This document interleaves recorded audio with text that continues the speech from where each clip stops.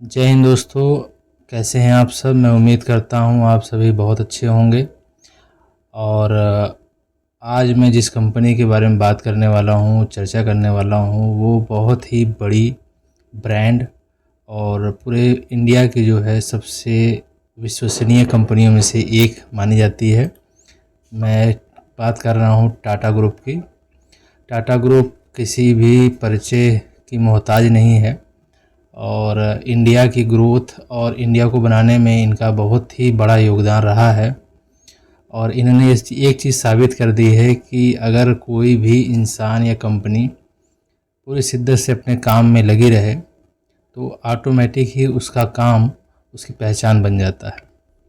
ये हमें भी अपनाना चाहिए अपने जीवन में, क्योंकि ये जो है बहुत बड़ी सीख हमको टाटा ग्रुप से मिलती है। मैं बात कर रहा हूँ आज टाटा कंसल्टेंसी सर्विसेज के बारे में, टीसीएस के बारे में, जो कि इंडिया की सबसे बड़ी आईटी कंपनी के रूप में जानी जाती है।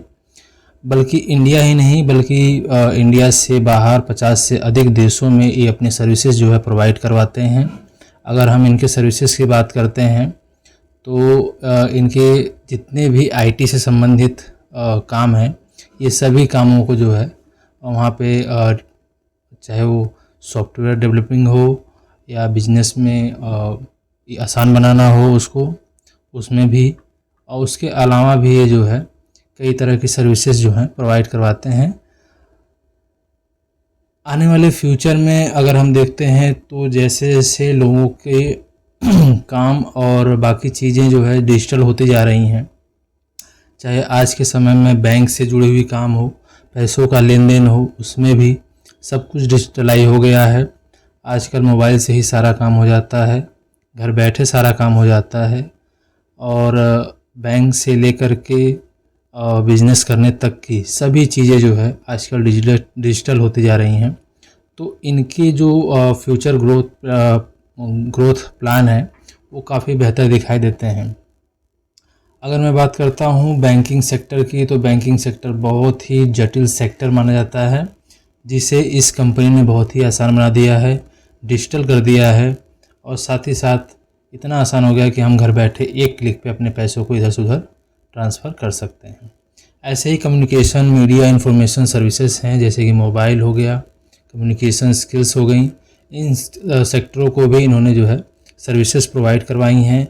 इनका काम ही है सॉफ्टवेयर डेवलप करना, उसको उस बिज़नेस को ईजी बनाना, और साथ ही साथ जो है ये उस बिज़नेस में सर्विसेज भी प्रोवाइड करवाते हैं, कंसल्टेंसी भी देते हैं कि आप अपनी ग्रोथ को कैसे आगे बढ़ा सकते हैं ईजी वे में।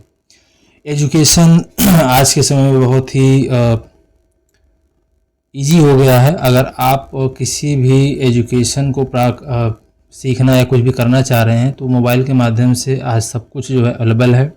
हेल्थ केयर बहुत ही बड़ा सेक्टर है, जिसमें जितनी भी ग्रोथ आगे हो सकती है बहुत अच्छा है। आने वाले समय में जिस हिसाब से लोगों का दिनचर्या रहती है उसमें हेल्थ प्रॉब्लम्स आने तय हैं। तो हमारा हेल्थ सेक्टर जो है जितना अच्छा इम्प्रूव और एडवांस रहेगा उतना अच्छा है, और टीसीएस इसमें इनकी हेल्प करता है। इंश्योरेंस भी ये काम करते हैं, इंश्योरेंस हो गया, रिटेल। आज के समय में सभी लोग घर बैठे सब कुछ करना चाहते हैं, तो इसमें भी वो मदद करते हैं रिटेल सेक्टर में। कैपिटल मार्केट बहुत ही जटिल मार्केट एक समय में हुआ करता था, जिसे इन्होंने बहुत ही ईजी बना दिया है। आज हर कोई बैठे बैठे अपने मोबाइल से सारा कैपिटल मार्केट को ईजीली जो है ट्रैक कर पाता है। वो सब कुछ जो है कहीं ना कहीं टीसीएस के सर्विसेज और उनकी जो है योगदान के बिना नहीं हो पाता, मैं ऐसा कह सकता हूँ। बाकी कंज्यूमर गुड्स और डिस्ट्रीब्यूशन में भी इनका रोल है। साथ ही energy resources, utility, high tech, life science, public services, travel, logistic, इन सभी चीज़ों में इन्होंने सभी बिजनेसेस को इफ़ेक्ट किया हुआ है। इफ़ेक्ट का मतलब है कि सुधारा हुआ है, आसान बनाया है। नहीं तो पहले सभी चीज़ें बहुत ही मुश्किल हुआ करती थी, किसी किसी की पूरा जो है पूरा जीवन ही लग जाता था एक ही सेक्टर को समझने में। और आज हम किसी भी चीज़ को बहुत ही ईजीली, आसानी से समझ पाते हैं, क्योंकि हमारे पास टेक्नोलॉजी है और इनका काम ही यही है। इसके अलावा भी कंपनी जो है काफ़ी बिजनेसेस आर्टिफिशियल इंटेलिजेंस के माध्यम से बिजनेसेस को आसान बनाती हैं। क्लाउड कंप्यूटिंग बिजनेस ऑपरेशंस में भी मदद करती हैं। और जो बिजनेस के गैर ज़रूरी काम होते हैं ये कंपनी जो है TCS उसको आउटसोर्स भी कर देती है, जिसके माध्यम से जो कंपनी अपने मेन फोकस या प्रोडक्ट्स हैं या फिर जो भी सर्विसेज हैं, जो उनका मेन प्रोडक्ट है या फिर जो सर्विस है उसके ऊपर वो फोकस कर पाते हैं। बाकी गैर जरूरी जो काम होते हैं TCS के माध्यम से आउटसोर्स भी हो जाता है। तो ये काफ़ी सुविधाजनक है। बाकी ये कंसल्टेंसी में भी काम करते हैं, सुविधाएं प्रोवाइड करवाते हैं, सॉल्यूशंस देते हैं। और बहुत ही अहम है साइबर सिक्योरिटी।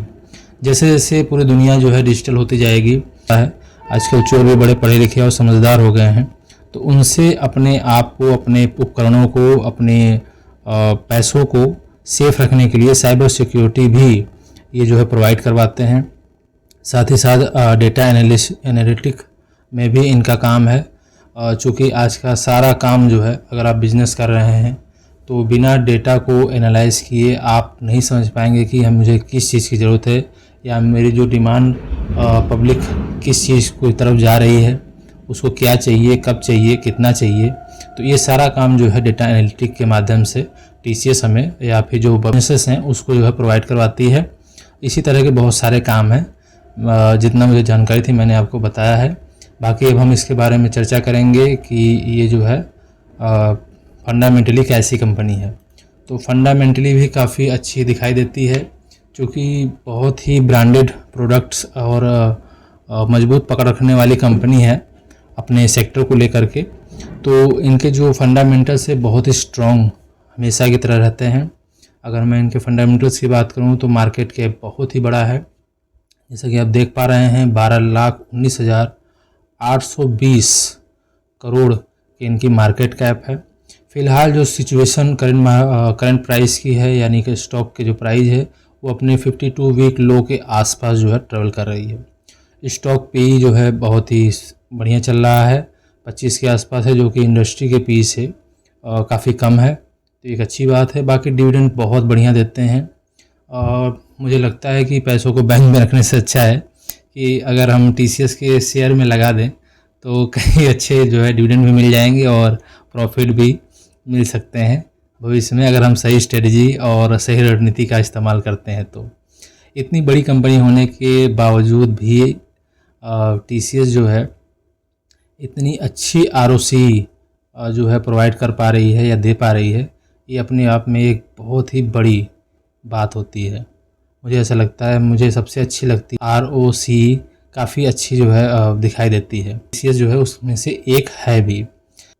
अगर मैं इनके जो है चार्ट्स की बात करता हूँ तो मैं आज ये जो वीडियो बना रहा हूँ तो इस वीडियो के बेस पे मैं कह सकता हूँ कि बहुत ही लकी हूँ मैं कि मैं TCS को इस लेवल पे जो है वीडियो को बना पा रहा हूँ, आपको बता पा रहा हूँ, जो कि बहुत ही अच्छे होते हैं। वैसे तो ये कंपनी जो है इतने नीचे जल्दी मिलती नहीं है, तो मैं अपने आप को लकी कहता हूँ, भाग्यशाली कह रहा हूँ कि इसीलिए कह रहा हूँ क्योंकि ये कंपनी जो है बहुत ही जल्द ऊपर चली जाने वाली है। बाकी हम इसके क्वार्टरली रिजल्ट्स की बात करते हैं तो लगातार सेल्स जो है इनकी इम्प्रूव हो रही है, लगातार बढ़िया काम करते जा रहे हैं ये। अगर हम इसको पहले देखते हैं क्वार्टर टू क्वार्टर तो जो है लगातार मार्च से मार्च के बीच में, फिर मार्च के बाद 2025 वाले मार्च में भी इम्प्रूवमेंट हुई है। क्वार्टर टू क्वार्टर थोड़े से जो है अलग दिखाई दे रहे हैं, लेकिन जो है ईयर टू ईयर जो है काफ़ी अच्छे रिजल्ट जो है क्वार्टरली रिजल्ट जो है दिखाई देते हैं। और प्रॉफिट भी बहुत बढ़िया रहता है हमेशा की तरह। मैं बस इतना ही कह सकता हूँ कि इसके फंडामेंटल इतने अच्छे हैं कि मैं दूसरी जो IT कंपनियाँ होती हैं जब मैं उसकी एनालिसिस करता हूँ तो मानक के रूप में मैं TCS को जो है लेता हूँ और उनसे कंपेयर करता हूँ कि कंपनी जो है कितनी अच्छी जो है ग्रोथ कर रही है। तो ये दूसरे कंपनियों के लिए काफ़ी टफ होगा, क्योंकि उन्हें भी जो है अपने जो रिजल्ट्स हैं कहीं ना कहीं TCS से उन्हें ज़्यादातर लोग उसको कंपेयर करते हैं, तो उनको इस तरह से जो है ग्रोथ दिखानी पड़ती है। तो काफ़ी मेहनत लगती होगी उनको भी अपने फंडामेंटल्स को जो है बेहतर बनाने के लिए, जो कि एक अच्छी बात है। कंपटीशन से जो है हर व्यक्ति हो या कंपनी हो या बिजनेसेस कोई भी हो, वो पब्लिक के लिए जो है काफ़ी ईजी हो जाता है उनको अफोर्ड कर पाना भी और उनको समझना भी, और उनके प्रोडक्ट्स को और जो भी चीज़ें वो प्रोवाइड करवाते हैं वो काफ़ी जो है सस्ती भी हो जाती हैं। तो एक अच्छी चीज़ है। बाकी प्रॉफिटेबिलिटी की बात करते हैं तो नेट प्रॉफिट काफ़ी अच्छा दिखाई दे रहा है। पिछली बार से थोड़े से कम जो है प्रॉफिट दिख रहे हैं। शायद इसके पीछे मुझे लगता है कि ऑपरेटिंग प्रॉफिट जो है इनकी 28% पिछली बार जो थे मार्च में, वो इस बार घट चुके हैं, जिसकी वजह से इनका जो ऑपरेटिंग प्रॉफिट आ रहा है या नेट प्रॉफिट जो है इसके ऊपर अब फ़र्क पड़ा हुआ है। बाकी सब कुछ अच्छा है। एक अपॉर्चुनिटी के रूप में मैं इसे देखता हूँ। अगर ये कम आए हुए हैं तो एक अपॉर्चुनिटी बन रही है जिसका हमें फ़ायदा उठाना चाहिए। प्रॉफिट एंड लॉस की बात करते हैं तो प्रॉफिट एंड लॉस भी उसी तरीके से अच्छे ही बने हुए हैं। बहुत बुरे नहीं कह सकते, बहुत अच्छे भी नहीं कह सकते। जिस हिसाब से कंपनी जिस लेवल पे जितने बड़े लेवल पे काम कर रही है, उस हिसाब से जो है सेल्स और प्रॉफिट इस लेवल पे आना अपने आप में बहुत बड़ी बात होती है, और मुझे लगता है कि कमाल ही है। ऑपरेटिंग प्रॉफिट इसमें भी जो है ठीक ठाक दिखाई दे रहे हैं, बाकी नेट प्रॉफिट हमेशा की तरह अच्छे बने हुए हैं और लगातार ग्रोथ आप देख पा रहे हैं। नेट प्रॉफिट में 24, 26, 25, 31, 32, 500 और फिर 38, फिर 42, फिर 46, अभी 48, 797 के आसपास जो है करोड़ के नेट प्रॉफिट जो है ये पोस्ट कर रही है। बैलेंस शीट सबसे अच्छा, मुझे किसी भी कंपनी में बैलेंस शीट अच्छा लगता है। बैलेंस शीट देखना मुझे हमेशा अच्छा लगता है। रिजर्व्स की बात करते हैं तो रिजर्व्स जो है इनके लगातार ग्रो हो रहे हैं। आप देख पा रहे हैं हर साल काफ़ी अच्छे जो है परसेंटेज बेस के ऊपर जो है ग्रो कर पा रहे हैं। बोरोइंग बहुत मामूली है, ना के बराबर है, जिस हिसाब से इनके रिजर्व्स यहाँ पे अवेलेबल हैं। और फिक्स एसेट की बात करते हैं तो ये भी बहुत तेज़ी से और बड़ी अच्छे से ग्रो कर पा रहे हैं, हो गए हैं। बाकी CWIP में भी इन्होंने अच्छा खासा जो है पैसा इन्वेस्ट कर रखा है, जो कि आने वाले समय में फिक्स एसेट में जो है बदल जाएंगे, और ये फिक्स एसेट जो है सेल्स को इम्प्रूव करेंगे। सेल्स इम्प्रूव होगी तो जाहिर सी बात है नेट प्रॉफिट ऑटोमेटिक ही अच्छे हो जाएंगे।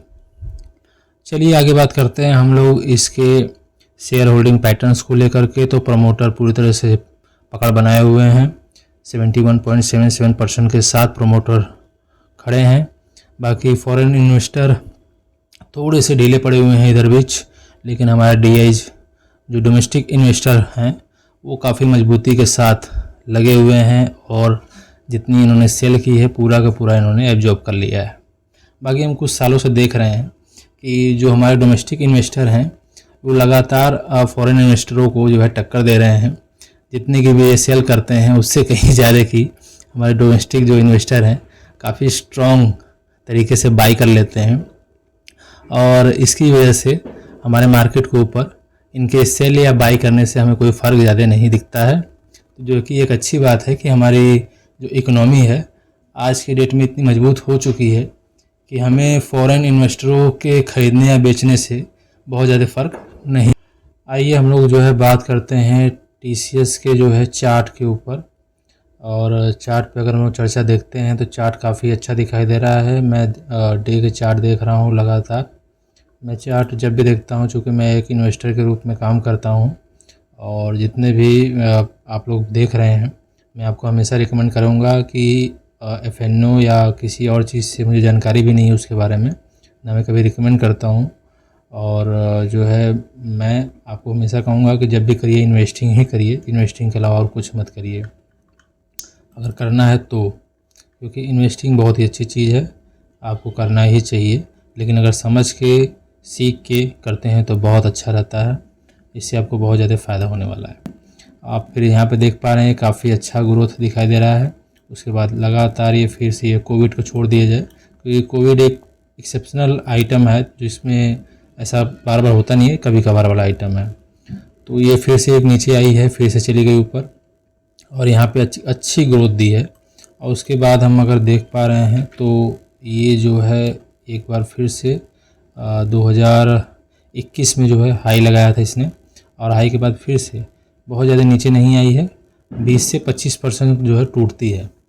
और जितनी भी लार्ज कैप कंपनियां हैं वो जो है अपने हाई से बहुत ज़्यादा नहीं टूटती हैं, 20 से 30% मैक्सिमम टूटती हैं। जब भी आप इस चार्ट को देखा करें तो देखिए, सबसे पहले ज़रूर देख लीजिए कि आप किसके चार्ट को देख रहे हैं, लार्ज कैप, मिड कैप, किस तरह का स्टॉक है आपका, उसी हिसाब से जो है आप अनुमान लगाइए। तो अभी हमने जो पिछली बार जो इसके चार्ट्स को देख रहे हैं तो इसमें जो है हाई बनाया हुआ है अगस्त में, इन्होंने सितंबर और अगस्त के बीच में इन्होंने हाई बनाया था, और वहाँ से लगभग टूटी हुई है 33% के आसपास। और चूँकि इंट्राडे में सिंगल कैंडल के साथ है तो मैं उसे कंसीडर नहीं कर रहा हूँ। बाकी वैसे हम देखते हैं तो 30% के आसपास की जो है गिरावट इसमें देखी जा रही है।